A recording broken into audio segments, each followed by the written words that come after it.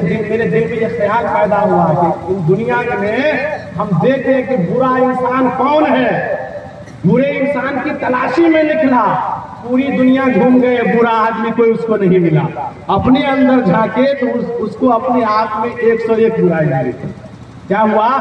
अपने आप में 101 बुराई मिली, लेकिन दुनिया जहान में उसको बुरा इंसान कोई नहीं मिला।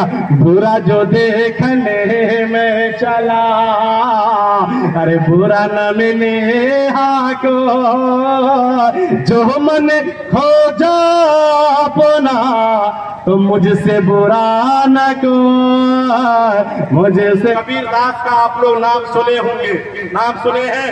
कबीर दास जी को पता था एक समय आने वाला है जो नफरती लोगों का दौर होगा। तमाम लोग नफरती नहीं होंगे, लेकिन एक आध लोगों की वजह से समाज दर समाज परेशान हो जाएगा। आप आपस की सदियों की मोहब्बत जो है वो नफरत में तब्दील होने लगेगी। उन्होंने महाराज जी ने एक पैगाम दिया कि लोगों, अगर तुम्हारे बीच ऐसा माहौल पैदा हो जाए, ऐसा समय आ जाए, समाज में नफरत अगर आम होने लगे, तो तुम मेरे इस पैगाम को पढ़ लेना और उस पर अमल करना। अगर आपकी इजाजत हो तो महाराज कबीर दास का पैगाम आप लोगों तक पहुंचा दूं। मेरे दोस्तों सुनिए उनका क्या पैगाम है। इस धरती पर बसने वाले हैं जितने इंसान, चाहे हिंदू, चाहे मुस्लिम, चाहे सिख, चाहे ईसाई, चाहे यहूद, चाहे नसारा, जिस जाति और धर्म के लोग हो, और लोगों सुनो, इस धरती पर बसने वाले हैं जितने इंसान, रक्त सभी का एक ही रक्त खून को कहते हैं। जो खून हमारे बदन में, वही हमारे हिंदू भाई के बदन में, वही सिख भाई के बदन में, वही ईसाई भाई के बदन में, वही यहूद भाई के बदन में। दुनिया में जितने भी जाति और धर्म के लोग क्यों नहीं हो, अगर वो इंसान है तो उनके बदन का खून एक जैसा है। क्यों एक जैसा है? इसलिए कि हमारा ग्रुप कह रहा है हम अनेक माँ बाप की औलाद नहीं, हम एक माँ बाप की संतान है। इसीलिए मेरे दोस्तों बुजुर्गों, आप चले जाइए चाइना के बॉर्डर पर, चले जाइए पाकिस्तान के बॉर्डर पर, जब हमारे फौजी नौजवान को पलट की जरूरत पेश आती है, भारत में ऐलान होता है, और भारत के नौजवानों अपने अपने खून को दान करो। बेस बढ़ाइए, आवाज दीजिए, इसको कम कीजिए। अपने अपने खून को दान करो। मेरे दोस्तों बुजुर्गों, हमारे मुस्लिम नौजवान भी अपने खून को दान करते हैं, हमारे हिंदू नौजवान भी अपने खून को दान करते हैं, और वो चाइना के बॉर्डर पे वो खून जाता है। मैं आपसे पूछना चाह रहा हूँ, क्या मुसलमान नौजवानों के जिस्म से निकला हुआ खून जब बॉर्डर पर जाता है तो क्या सिर्फ मुसलमान फौजी की जिस्म में डाला जाता है, और क्या हिंदू नौजवान भाइयों के जिस्म से निकला हुआ खून क्या सिर्फ हिंदू फौजी नौजवान भाइयों के जिस्म में डाला जाता है? आपका जवाब होगा, मौलाना साहब, ये खून धर्म देख के नहीं डाला जाता है, ये खून तो इंसानियत देख के डाला जाता है, और हम सबकी इंसानियत कहती है कि हम एक माँ बाप के संतान है, हमारा ग्रुप एक है। इसीलिए महाराज जी ने कहा, इस धरती पर बसने वाले हैं जितने इंसान, रक्त सभी का एक ही रखते हैं, सब रखते हैं जान, सब रखते हैं जान। जिसने सबको जन्म दिया है बड़ी उसी की शान, जिसने सबको जन्म दिया है बड़ी उसी की शान। दूजा नहीं महान निर्मूरख, दूजा नहीं महान, सब है एक समान। मेरे दोस्तों बुजुर्गों, जिसने सबको जन्म दिया है, मेरे दोस्तों जन्म देने वाला दाता कौन है? एक है। जैसे हमारा अकीदा है, अगर हम किसी मुसलमान भाई से पूछ ले, ओ मेरे मुसलमान भाई बताओ तुम्हारा खुदा कितना है, एक है या अनेक है, अल्लाह कितने हैं? उनका जवाब आएगा कुल हुवल्लाहु अहद, अल्लाह एक है, अल्लाहुस समद, पाक बेऐब है, लम यलिद, अल्लाह को किसी ने पैदा नहीं किया है, वलम यूलद, अल्लाह ने सारी कायनात को पैदा किया है, वलम यकुल लहू कुफुवन अहद, अल्लाह के बराबरी का कोई दूसरा खुदा नहीं है। मेरे दोस्तों, अगर आप हिंदू भाई से पूछिए तुम्हारे ईश्वर कितने हैं, आपके खुदा, आपके गॉड, आपके परमेश्वर, आपके परमात्मा कितने हैं, उनका जवाब आएगा एकम बढ़म द्वितीय नीना नीना नास्ते नास्ते किंचन एकम बढ़म। मेरे दोस्तों, जैसे हम लोग कलमा पढ़ते हैं, कलमा ला इलाहा इल्लल्लाह मुहम्मदुर रसूलुल्लाह, एक अल्लाह के सिवा कोई इबादत के लायक नहीं, कोई रुबूबियत के लायक नहीं, और मोहम्मद सल्लल्लाहु अलैहि वसल्लम अल्लाह के बंदे और उसके रसूल है। मेरे दोस्तों बुजुर्गों, आप बिरादराने वतन हिंदू भाइयों से पूछिएगा उसका कलमा क्या है, तो एकम बढ़म द्वितीय नीना नीना नास्ते नास्ते किंचन, ये उसका कलिमा है। एकम बढ़म, ब्रह्मा एक है, ब्रह्मा ये अल्लाह की एक सिफाती नाम है। मैं अभी आपको ये ओम और अल्लाह के ऊपर बहुत बड़ा जबरदस्त खेलवाड़ चला था, इंशाअल्लाह ओम और अल्लाह के ऊपर भी मैं अभी आपको समझाने जा रहा हूं। लेकिन मेरे दोस्तों बुजुर्गों, एकम ब्रह्म द्वितीय नीना, ब्रह्मा एक है, द्वितीय नीना दूसरा नहीं है, निहना नास्ते निहना नास्ते किंचन, दूसरा तो कतई हो नहीं सकता, किंचन थोड़ा सा भी नहीं। अल्लाह एक है, ईश्वर एक है, परमेश्वर एक है। मेरे दोस्तों बुजुर्गों, आइए दूसरी किताबों से हम पूछते हैं ईश्वर के बारे में, अल्लाह के बारे में क्या कहा गया है। मेरे दोस्तों बुजुर्गों, दूसरी किताब के हवाले से सुनिए, एकम ब्रह्म द्वितीय नीना नीना नास्ते नास्ते किंचन, ये ऋग्वेद का मंत्र है। और दूसरी किताब का मंत्र इस अंदाज में है कि आप अगर सुनेंगे तो आप भी सोचेंगे कि वाकई एकम रूपियम बहुत काया कुरोति, ईश्वर का एक ही रूप है, दूसरा नहीं है। वो रूप कैसा है? मेरे दोस्तों, आज हमसे अगर कोई पूछता है अल्लाह कैसा है, अगर कोई मुसलमान भाई से पूछता है अल्लाह कैसा है, हम लोग जवाब देते हैं अल्लाह की जात बरहक है, लेकिन वो कैसा है? वो चलता भी है, वो देखता भी है, वो सुनता भी है, वो पकड़ता भी है, वो सूंघता भी है, वो तमाम के तमाम काम करता है, लेकिन आज़ाए जिस्मिया से पाक है। मेरे दोस्तों बुजुर्गों, हिंदू भाई के यहाँ एक बहुत बड़े महाराज तुलसीदास जी गुजरे हैं। जब तुलसीदास जी के मानने वालों ने पूछा कि महाराज जी आप ईश्वर के बारे में बात कर रहे हैं, आप खुदा की बात कर रहे हैं, जरा हमें बताइए कि ईश्वर कैसे है, ईश्वर की क्या तारीफ आप कर रहे हैं। मेरे दोस्तों बुजुर्गों, ये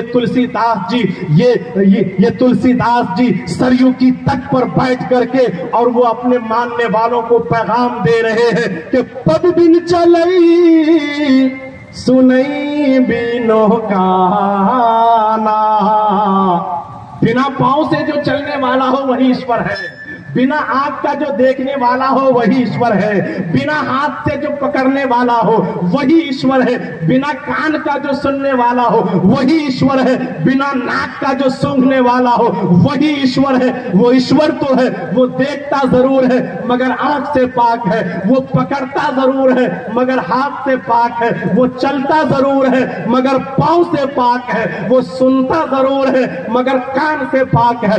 पद बिन चलई सुनई बिनो काना, कर बिन कर करे विधि नाना, आइलन रहस्य शकल रस भोगी, बिन पानी पकत बड़ा जोड़ी, तल बिन परस नयन बिनो देखा, कई घरान बिनो पास शीसा।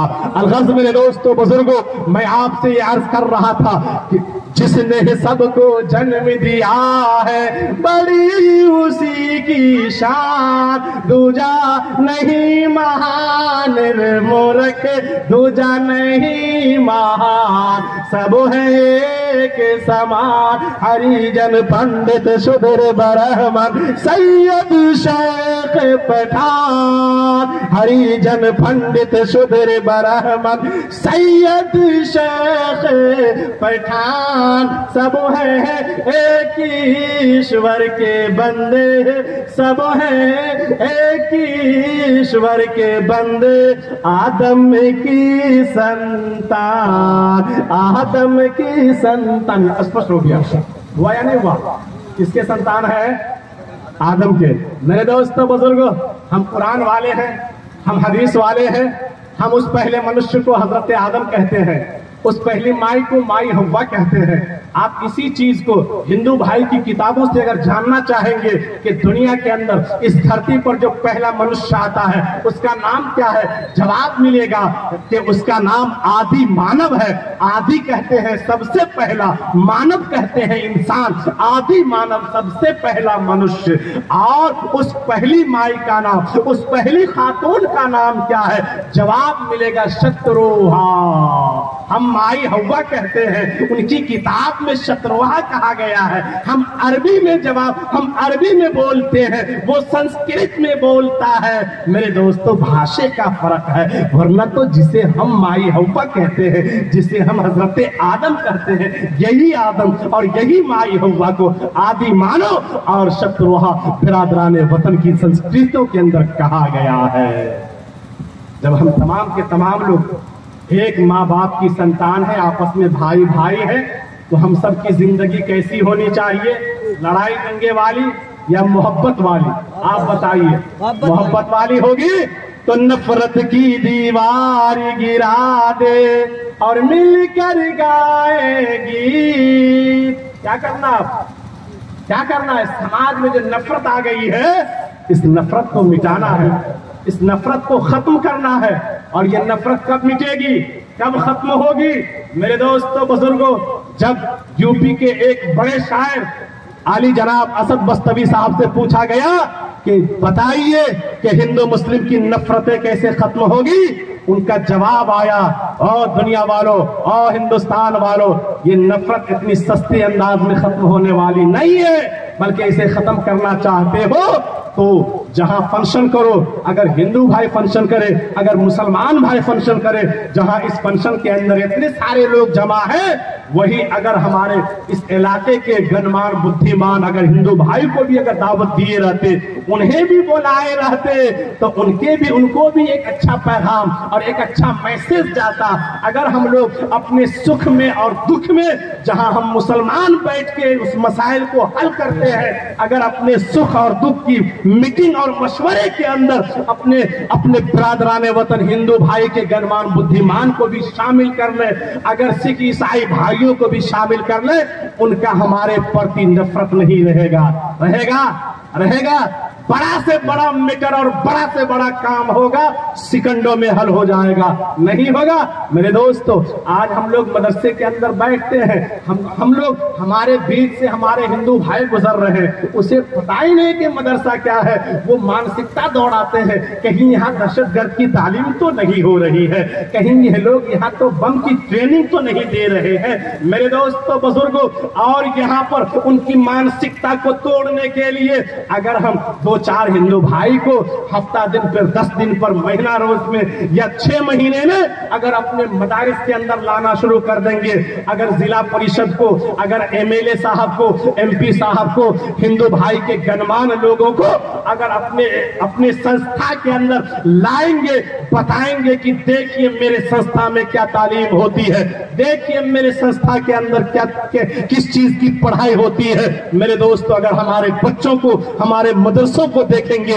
तो वो समझेंगे कि नहीं, हमने जो अपनी मानसिकता से कहा था कि यहाँ दहशतगर्दी की ट्रेनिंग होती है, ये गलत कहा था। हमने जो कहा था यहाँ बम बनाने का ट्रेनिंग दिया जाता है, ये गलत कहा था। मेरे दोस्तों बुजुर्गों, आज अगर उनकी जहनों के अंदर विष भरी हुई है, अगर हमारे मदरसे के बारे में अगर अच्छा गुमान और ख्याल अगर हमारे हिंदू भाई नहीं करते हैं, तो गोया उसमें सरासर उनकी कमी नहीं, कमी हम मुसलमानों की की है, हमने उसे गैर बना दिया और हमने उसको अपने समाज से दूर कर दिया, उसे करीब करने की कोशिश नहीं किया, जबकि वो मेरा भाई है। हम लोग एक माँ बाप की संतान है। हमको तो चाहिए कि अगर वो हमारे इदारे से अगर वो नफरत कर रहा है, उनको मदरसे पर लाते, सच्चाई दिखलाते, उनकी जहन साजी हो जाती। अगर जहन साजी नहीं हो रही है तो सरासर हम मुसलमानों की कमी है।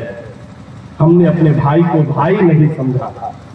इसीलिए मेरे दोस्तों बुजुर्गों, जब यूपी के एक शायर से पूछा गया ये तमाम नफरतें कैसे खत्म होगी, उन्होंने एक जवाब दिया, एक ही जगह सब मिल बैठे तो हर मुश्किल आसान बने।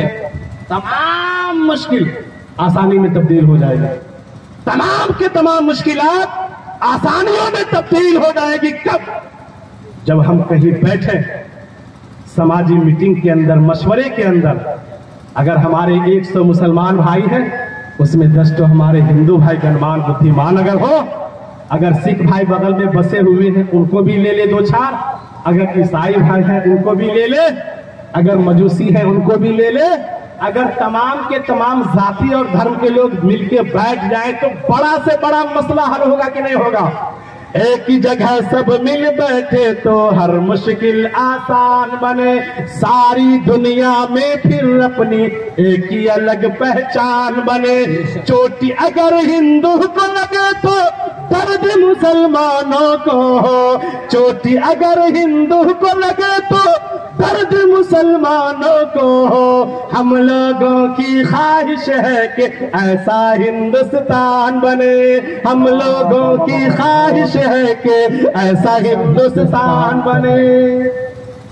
ऐ मेरे वतन के बाशिंदों, अब आओ कुछ ऐसा काम करो। ऐ मेरे वतन के बाशिंदों, अब आओ कुछ ऐसा काम करो। इस मुल्क से नफरत खत्म करो, आपस में मोहब्बत आम करो। इस मुल्क से नफरत खत्म करो, आपस में मोहब्बत आम करो। जब एक ही वतन है हम सबका, जब एक ही वतन है हम सबका, फिर आपस में झगड़ा कैसा। हम अल्लाह अल्लाह करते हैं और आप भी राम राम करो। हम अल्लाह अल्लाह करते हैं और आप भी राम राम करो। मोहब्बत, नफरत मोहब्बत में बदल जाएगी नहीं बदलेगी? अरे बदलेगी। शायद हमारी बात अब्दुल्ला हफीज साहब सामाइन को मैं समझाने में असफल हूँ। नहीं हजरत वो बड़ी समझ रहे हैं? माशाअल्लाह समझ रहे हैं। हा मेरे दोस्तों, अगर हम समाज के अंदर मोहब्बत चाहते हैं, अमन चाहते हैं, मेरे दोस्तों अमन चाहते हैं, तो हम हिंदू, मुस्लिम, सिख, ईसाई तमाम चारों धर्म के लोगों को एक पहलू पे आना होगा, मोहब्बत वाली पहलू पे, और यहाँ आकर के समाज को एक नया दिशा दिखलाना है। समाज के अंदर शांति का माहौल और शांति की तरफ समाज को झुकाना है मेरे दोस्तों बुजुर्गों। लेकिन आज हमारे बीच जो है एक बहुत बड़े, एक बिरादराने वतन के महाराज जी, एक महाराज जी गुजरे हैं, कबीर दास जी। उन्होंने अपने मानने वालों से कहा कि लोगों अब तो मेरे जाने का समय आ गया है, लेकिन एक बात मैं तुमको बतला कर जा रहा हूं। अगर तुम्हारे बीच में अगर कोई शांति की बात करने वाला, अमन की बात करने वाला, समाज को जोड़ने की बात करने वाला और समाज के अंदर शांति को बरकरार रखने वाली बात करने वाला और इंसानियत को बरकरार रखने वाली बात करने वाला, अगर कोई महात्मा, अगर कोई मौलवी, अगर कोई इंसान मिल जाए तो तुम उनकी बात को मान लेना, उनके जात और धर्म को नहीं देखना। सुनिए कबीर दास जी ने अपने मानने वालों को क्या पैगाम दिया, क्या दिशा दिया कि जाति न पूछो साधु के, अरे पूछ लीजिए ज्ञान। जाति न पूछो साधु के, पूछ लीजिए ज्ञान। मोल करो तलवार की परिरंद हरे हिंद म्यार। ये नहीं देखो ये मौलाना साहब है, ये काजी साहब है, ये आलिम साहब है, ये मुफ्ती साहब है, ये नहीं देखो, ये देखो बात पते की कर रहा है या नहीं, बात समाज को जोड़ने की कर रहा है या नहीं, बात इंसानियत की कर रहा है या नहीं। अगर उनकी बात इंसानियत वाली हो, अगर समाज को जोड़ने वाली बात कर रहा हो, उनकी बात को ले लो, अमल करना शुरू कर दो। बेशक बेशक। मेरे दोस्तों बुजुर्गों, लेकिन आज हमारे अंदर, आज हम लोग की आदत क्या है, अपनी बुराई किसी को नजर नहीं आएगी, आज दूसरे की बुराई खूब सबको नजर आएगी। अगर अपने अंदर अगर 101 बुराई है तो उस बुराई के ऊपर पर्दा डाल रखा है। अगर सामने वाले अब्दुल हफीज भाई के ऊपर अगर 1 से 2 बुराई उसके अंदर मिल गई तो लीजिए 2 आदमी में बैठेंगे उसी का तस्करा, चाय दुकान पे बैठेंगे उसी की बातें, पान दुकान पर जाएंगे उसी की बातें, मोहल्ले की दरवाजे दलान पे जाएंगे उसी की बातें। मेरे दोस्तों, अगर हम लोग महीनों सालों साल नमाज छोड़ दें, कोई हरज की बात नहीं, कोई दिक्कत की बात नहीं। आज सलमान बकरीद की छुट्टी में बालासात से पढ़ के आया है, कन्हवा शमसी से आया है। हाँ, एक फजर की नमाज सुबह में छूट गई, जोहर की नमाज में वक्त पर नहीं पहुंच पाया। अब देखिए, अरे ये जो सलीम का बेटा है, सलीम का बेटा कन्हवा शमसी से पढ़ के आया, फजरों में गायब रहता है। आप साल से फजर नहीं पढ़े, आपको अपनी बुराई नजर नहीं आई। और एक रोज सलीम साहब का लड़का मदरसा से पढ़ के आया, थका हुआ था, अब फजर छूट गई, जोहर के टाइम में सोए रह गया, वक्त पर मस्जिद नहीं पहुंच पाया। अब लीजिए, हर जगह उसी की बुराई करते हैं या नहीं करते हैं। मदरसा में क्या तालीम पाकर आया है, मदरसा में इनको क्या शिक्षा मिली है, क्या यही मिली है, यही तालीम उन्हें मिली है कि जाओ घर पर मदरसे में नमाज तूने एक्स्ट्रा में पढ़ लिया है, घर पे तुम्हें पढ़ने की जरूरत नहीं है। मेरे दोस्तों, हमने साल हमने नमाज को, जोहर को, फजर को, ईशा को, मगरिब को, असर को छोड़ता रहा, कोई दिक्कत नहीं, कभी हमने नहीं सोचा। और सलीम का बेटा एक रोज अगर मस्जिद नहीं गया, फजर में नहीं गया, लीजिए पूरे गांव में उसी की बुराई। बुरा जो देखने में चला, अरे बुरा न मिले हाको। कबीरदास जी कहते हैं कि मेरे दिल में यह ख्याल पैदा हुआ कि इन दुनिया में हम देखें कि बुरा इंसान कौन है, बुरे इंसान की तलाशी में निकला, पूरी दुनिया घूम गए, बुरा आदमी कोई उसको नहीं मिला। अपने अंदर झांके तो उसको अपने आप में 101 बुराई मिली। क्या हुआ, अपने आप में 101 बुराई मिली, लेकिन दुनिया जहान में उसको बुरा इंसान कोई नहीं मिला। बुरा जो देखने, मेरे दिल में यह ख्याल पैदा हुआ कि इन दुनिया में हम देखें कि बुरा इंसान कौन है, बुरे इंसान की तलाशी में निकला, पूरी दुनिया घूम गए, बुरा आदमी कोई उसको नहीं मिला।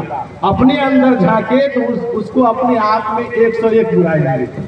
क्या हुआ, अपने आप में 101 बुराई मिली, लेकिन दुनिया जहान में उसको बुरा इंसान कोई नहीं मिला। बुरा जो देखने में चला, अरे बुरा न मिले हाको, जो मन खोजा अपना तो मुझसे बुरा न को, मुझसे बुरा न को। मेरे दोस्तों, आज क्या पैगाम दो उन लोगों को जो अपने आप को बहुत बड़े इंसाफ और समझता है। कभी वो तबरेज नामी नौजवान के ऊपर अत्याचार करके मोब लिंचिंग कर डालता है, कभी अखलाक नामी नौजवान, अखलाक नामी आदमी के ऊपर अत्याचार करके और उसे दुनिया से मिटा देता है। मेरे दोस्तों, कभी नासिर और जुनैद का वो कातिल बन जाता है। क्या समझता है वो अपने आप को कि सारी बुराई सामने वाले लोगों में है, हम तो दूध के धोए हुए हैं। लेकिन मेरे दोस्तों बुजुर्गों, अगर वो महाराज जी का वाकई में अगर वो भक्त है, और देखिए मेरे